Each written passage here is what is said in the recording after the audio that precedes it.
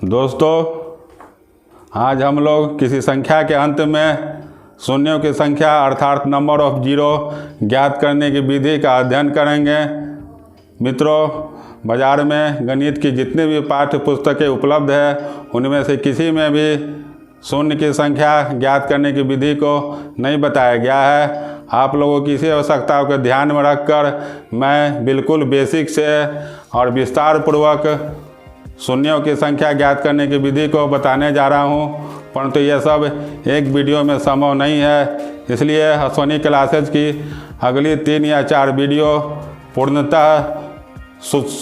पूर्णतः शून्यों की संख्या पर आधारित रहेगी। मेरा दावा है कि यदि आप इन वीडियो को देखेंगे तो शून्यों की संख्या से संबंधित प्रश्नों को हल करने में आपको कोई परेशानी नहीं होगी।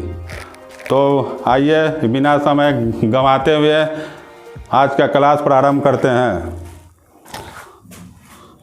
दोस्तों, कि किसी भी संख्या के अंत में जीरो तभी आएगा जब सम संख्या को हम 5 या 5 के किसी गुणज से गुणा करेंगे।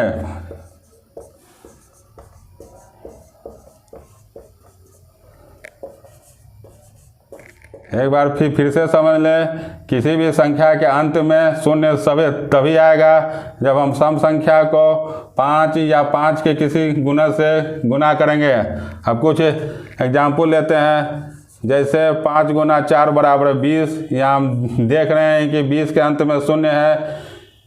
इसी प्रकार 15 गुना 4 बराबर 60, 8 गुना 5 बराबर 40, 25 गुना 4 बराबर 100। परंतु यदि हम 5 को या 5 के किसी गुणज को विषम संख्या से गुणा करते हैं तो शून्य नहीं आएगा।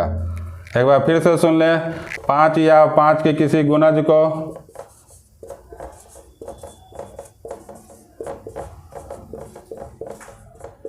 यदि विषम संख्या से हम गुणा करेंगे तो शून्य नहीं आएगा।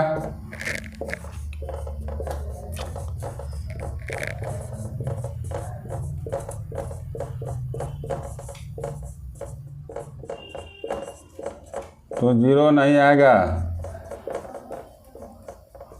अर्थात कि किसी भी संख्या के अंत में शून्य तभी आएगा जब उसमें सम संख्या रहे। अब जैसे कुछ एग्जाम्पल देखते हैं, जैसे हम 5 में 3 को गुणा करेंगे तो 15 आएगा, इसमें शून्य नहीं है। 15 में हम 3 को गुणा करेंगे तो भी शून्य आएगा, 45 हो जाएगा।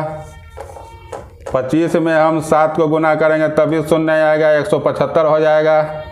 अब हम 15 में 7 से गुणा करेंगे तो तब 105 होगा। इसके भी अंत में शून्य नहीं है। अब आप बोलिएगा इसके बीच में तो शून्य है। एक बात आप अच्छी तरह जान लें, हम लोग किसी संख्या के अंत में शून्य की संख्या ज्ञात करने जा रहे हैं, ना कि किसी संख्या के बीच में। इसलिए अगर किसी संख्या के बीच में शून्य आता है तो उसका कोई महत्व नहीं है। तो इस प्रकार आप लोग समझ गए होंगे कि किसी भी संख्या के अंत में शून्य तभी आएगा जब सम संख्या को हम 5 या 5 के किसी गुणज से गुणा करेंगे। यदि हम 5 या 5 के किसी गुणज को विषम संख्या से गुणा करते हैं तो शून्य नहीं आएगा। अर्थात सम संख्या के बिना किसी भी संख्या के अंत में शून्य आ ही नहीं सकता है। अब हम शून्य की संख्या निकालने की विधि पर चर्चा करते हैं।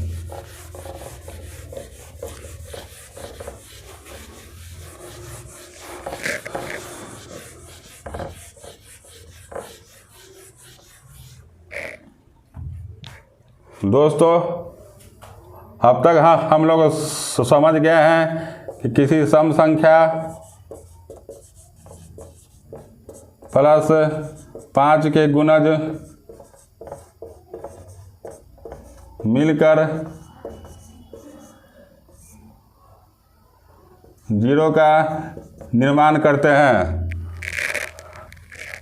अर्थात कि इसी संख्या के अंत में जीरो अभी होगा जब उस संख्या में 2 का गुणज और 5 का गुणज दोनों मौजूद रहे। अब जिस संख्या में 2 अथवा 5 में से जिसकी भी संख्या कम रहेगी वही हमारा जीरो की संख्या होगा। अब हम कुछ एग्जाम्पल के द्वारा इसे समझते हैं। जैसे मान लीजिए हम 40 लेते हैं तो 40 का गुणनखंड 8 गुना 5 होता है। हम 8 को 2 की पावर 3 गुना 5 की पावर 1 में लिखते हैं। अब यहाँ हम देख रहे हैं कि संख्या में 2 की संख्या 3 है और 5 की संख्या 1 है, इसलिए 40 के अंत में एक ही शून्य होगा। इसी प्रकार हम 80 का एग्जाम्पल लेते हैं। 80 को हम 16 गुना 5 के गुणनखंड के रूप में तोड़ सकते हैं। 16 को 2 की पावर 4 गुना 5 लिख सकते हैं। यहाँ भी हम देखते हैं कि 2 4 बार आया है और 5 एक ही बार आया है, इसलिए 80 के अंत में जीरो की संख्या 1 हो जाएगी। इसी प्रकार हम 240 का एग्जाम्पल लेते हैं। 240 को हम 16 गुना 3 गुना 5 के रूप में लिख सकते हैं, अर्थात तो 16 2 के पावर 4 गुना 3 गुना 5। यहाँ हम देख रहे हैं इस संख्या में 2 4 बार आया है, 5 1 बार आया है। यहाँ हमें 3 से कोई मतलब नहीं है। शून्य की संख्या में हमको केवल 2 और 5 पर ही ध्यान देना है। उसके अलावा इतनी भी संख्या आए वो केवल हमें डाइवर्ट करने के लिए होती है, इसलिए हम यहाँ 3 पर कोई भी ध्यान नहीं देंगे।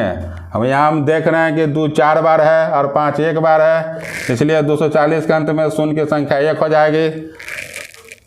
अब यदि कि इसी संख्या में 2 और 5 दोनों की संख्या बराबर हो जाए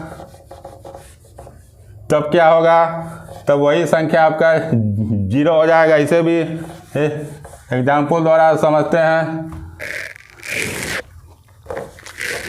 जैसे मान लीजिए हम 100 को लेते हैं तो 100 को हम 25 गुना 4 लिख सकते हैं।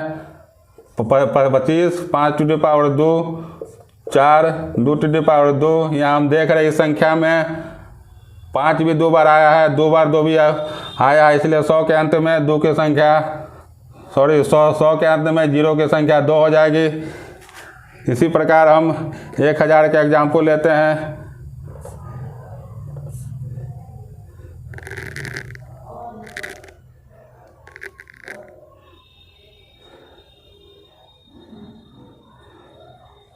एक 1000 को हम 125 गुना 8 के रूप में लिख सकते हैं। 125 5 की पावर 3 8 2 की पावर 3। यहाँ भी इस संख्या में भी 5 और 2 की संख्या दोनों बराबर है, इसलिए यह 3 अंकी जीरो की संख्या हो जाएगा। इस प्रकार आप लोगों ने इस भी वीडियो में जाना कि किसी भी संख्या के अंत में जीरो अभी आएगा जब सम संख्या का मिलन 5 अथवा 5 के किसी गुणज से होगा, और यदि यदि किसी संख्या में सम संख्या नहीं रहेगा तो उसके अंत में जीरो कभी नहीं आएगा। और कि इसी संख्या में 2 और 5 दोनों में से जिसकी भी संख्या कम रहेगी वही हमारा जीरो की संख्या होगा, और यदि किसी संख्या में 2 और 5 दोनों की संख्या बराबर होती है तो वही संख्या जीरो की संख्या हो जाएगी। अब हम अगले वीडियो में शून्य की संख्या पर आधारित प्रतियोगिता परीक्षा में आए हुए विभिन्न क्वेश्चनों पर विचार करेंगे। दोस्तों, अगर आपको मेरा यह वीडियो पसंद आया है तो लाइक शेयर और सब्सक्राइब जरूर करें। धन्यवाद।